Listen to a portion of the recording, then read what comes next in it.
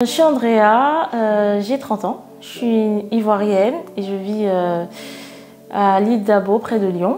Je suis une personne vivante avec le VIH/SIDA et aujourd'hui je milite contre le VIH/SIDA et les stigmatisations et les discriminations qui sont liées à ce virus. J'ai créé une association qui s'appelle Mouvement contre la sérophobie. Au quotidien, je suis une personne, je dirais, drôle. Je suis une maman de 3 filles. Je suis plutôt une maman voilà, qui prend soin de sa maison, qui aime cuisiner. J'adore cuisiner. J'ai une enfance tout à fait normale. Je vivais à Abidjan, c'est-à-dire en Côte d'Ivoire. J'ai une enfance qui est tout à fait normale. Voilà, j'étais dans un lycée français. Je suis arrivée en France en 2010, à 18 ans en fait, pour les études. Et du coup, c'est en France que j'ai fait mon premier test de dépistage et que j'ai su que j'étais séropositive. Quand je l'ai dit à mes proches, je n'ai pas eu de rejet.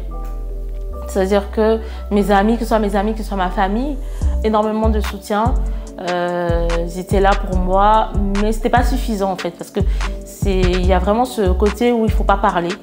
Surtout dans les familles africaines, il faut se taire. Aujourd'hui, j'ai un comprimé, mais j'ai eu 3 comprimés pendant 6 ans. Et je suis passée à 1 comprimé par jour. Honnêtement, le fait de prendre 3 comprimés ou 1 comprimé, moi, je veux dire, ça ne change pas réellement mon quotidien. Je fais avec. Aujourd'hui, je le prends, c'est un réflexe, quoi. Je me dis aujourd'hui, c'est une grâce, quoi, d'avoir qu'un seul comprimé et de pouvoir vivre normalement. C'est-à-dire, on n'est pas malade, quoi. Ça ne se voit pas sur nous. On peut faire des enfants. On peut avoir des rapports sexuels non protégés parce qu'on ne transmet plus le virus. Enfin, pour moi, c'est une étape de guérison. Voilà, le virus, il n'a pas disparu, mais il ne fait plus rien. Il est endormi. Et c'est un progrès. Et je suis reconnaissante pour ça. Le traitement pendant la grossesse a été le même qu'habituellement. Je n'ai pas changé de traitement, ça ne m'a pas causé de problème. J'ai une grossesse tout à fait normale. Pour ma première grossesse, j'ai eu peur de transmettre le virus à mon bébé. Mais le médecin m'a rassuré que voilà, j'étais indétectable, justement, que je ne pouvais plus transmettre le virus. Et donc, il n'y avait aucun risque.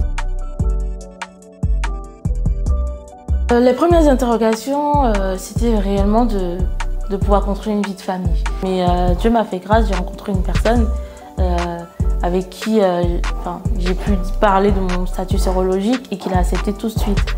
C'est-à-dire pour lui, ce n'était pas un problème.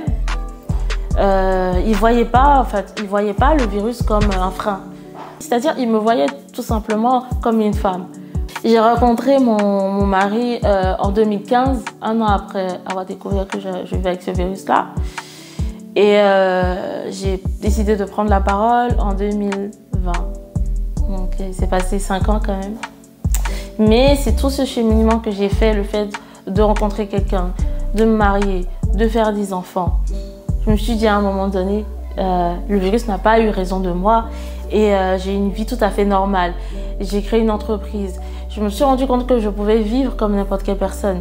Et donc j'ai pris en fait, cette décision-là d'en parler publiquement, d'abord pour me libérer, pour ne plus avoir une épée de Damoclès sur la tête, et aussi d'aider toutes les personnes séropositives qui passent par la même situation en fait.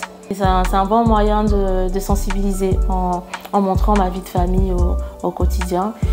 C'est très important pour moi, mes enfants, mon époux, parce que ce sont ces personnes-là qui m'ont donné toute cette force aujourd'hui de pouvoir témoigner, de pouvoir mener cette lutte-là. Je compte inculquer à mes 3 filles un message de tolérance, un message d'amour, un message d'ouverture d'esprit également. Et aussi qu'elles soient fières de leur maman, fières du combat que je mène au quotidien. Vivre avec le VIH, c'est d'abord vivre.